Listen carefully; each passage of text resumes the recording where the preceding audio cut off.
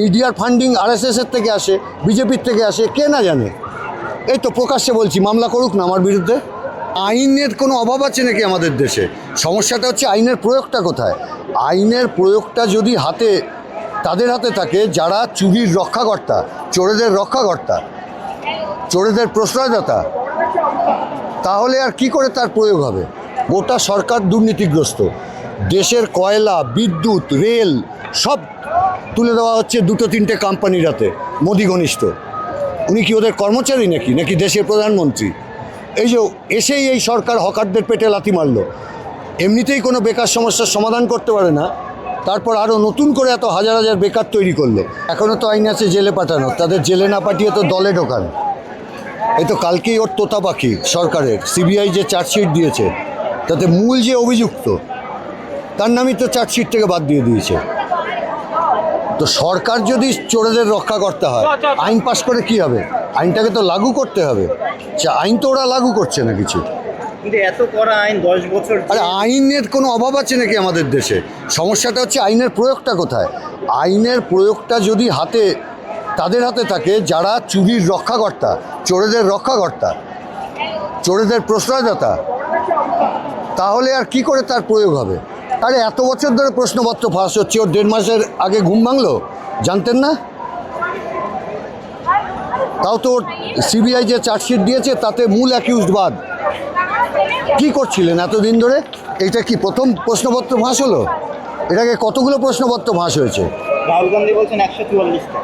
আরে 144 হোক আর 44 হোক, এত প্রশ্নপত্র ফাঁস হয়েছে, সব তোর দলের লোক, অথবা দলের থেকে প্রশ্রয় পায়, সেই জন্যে জেলের বাইরে আছে। সরকার কি তাহলে মুখে এক কাজে এক? এ ব্যাপারে কোনো সন্দেহ আছে নাকি? এই তো বিজেপির চরিত্র। মুখ্যমন্ত্রী বলছেন ছাত্রদেরকে জোর করে মিছিলে আনা হচ্ছে। এসে দেখে যান না, ওর পুলিশের যাদের ডিউটিতে পাঠিয়েছেন তাদের কত ছেলে মেয়ে মিছিলে এসছে দেখুন, দেখে যান মুখ্যমন্ত্রী। কলকাতায় এত বড় মিছিল, অনেকেই মনে করতে পারছেন, আপনি তো প্রবীণ রাজনীতিবিদ, এতদিন ধরে দেখছেন, না এই স্বতঃস্ফূর্তভাবে ছেলেমেয়েরা এত বিক্ষুব্ধ হয়ে রাস্তায় নেমেছে ইদানিংকালে দেখা গেছে নাকি? দীর্ঘদিন দেখা যায়নি এসব। তার মানে বুঝতে পারছেন কতটা ক্ষোভ এদের মধ্যে। শেষ কোন মিছিলের কথা মনে পড়ে যে এত সংখ্যক? মিছিলের সংখ্যা অনেক বেশি হয়েছে, হয়তো এর চাইতে উপস্থিতি হয়তো অনেক বেশি হয়েছে, কিন্তু এই যে মেজাজ, এই মেজাজটা তো সব মিছিলে খুঁজে পাওয়া যায় না, যেটা এই মিছিলে খুঁজে পাওয়া যাচ্ছে। শুধু শিক্ষা ব্যবস্থা কেন, গোটা সরকার দুর্নীতিগ্রস্ত। দেশের কয়লা, বিদ্যুৎ, রেল সব তুলে দেওয়া হচ্ছে দুটো তিনটে কোম্পানির হাতে, মোদি ঘনিষ্ঠ। উনি কি ওদের কর্মচারী নাকি দেশের প্রধানমন্ত্রী? এই যে এসেই এই সরকার হকারদের পেটে লাথি মারল। এমনিতেই কোনো বেকার সমস্যার সমাধান করতে পারে না, তারপর আরও নতুন করে এত হাজার হাজার বেকার তৈরি করলো। একটা কলকারখানা খোলার নামগন্ধ নেই, কী হবে?